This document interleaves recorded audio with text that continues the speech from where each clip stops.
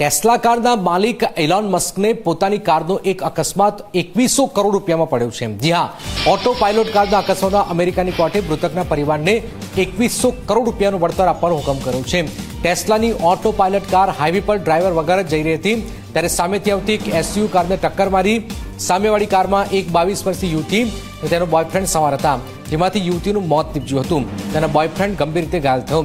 આ અકસ્માતના વળતરની રકમ ભરવાથી બચવા ટેસ્લાએ કોર્ટમાં દલીલ કરી કે એસયુ ચલાવતો ડ્રાઈવર પોતાના ફોનમાં વ્યસ્ત હતો એટલે અકસ્માત થયો છે। જોકે પીડિત પરિવારે આરોપ લગાવ્યો છે કે ટેસ્લા કારની ઓટો પાયલટ સિસ્ટમમાં ખરાબી હતી, તેના કારણે અકસ્માત થયો છે। પીડિત પરિવારે એવો પણ કોર્ટમાં આરોપ લગાવ્યો છે કે ટેસ્લાની ઓટો પાયલટ કારના અકસ્માત પહેલા જ અને પછીનો જો ડેટા હતો તે કંપનીએ ડિલીટ કરી દીધો હતો। છેવટે કોર્ટમાં ટેસ્લા કંપનીએ પોતાની ભૂલ સ્વીકારી અને કબૂલ્યું કે તેમની ઓટો પાયલટ કારની સિસ્ટમમાં ખરાબી હતી, જેના કારણે અકસ્માત સર્જાયો। એક યુવતીનું મોત થયું, જોકે કંપનીએ દલીલ ફગાવી દીધી કે તેમણે કોઈ ડેટા ડિલીટ કર્યો છે।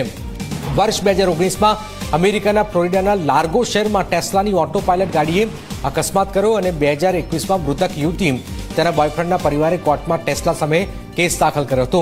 4.5 થી 5 વર્ષ સુધી કોર્ટમાં કેસ ચાલ્યા બાદ કોર્ટે પીડિત તરફી હુકમ કરીને તેમને વળતર તરીકે 2100 કરોડ રૂપિયા આપવાનો આદેશ આપ્યો છે।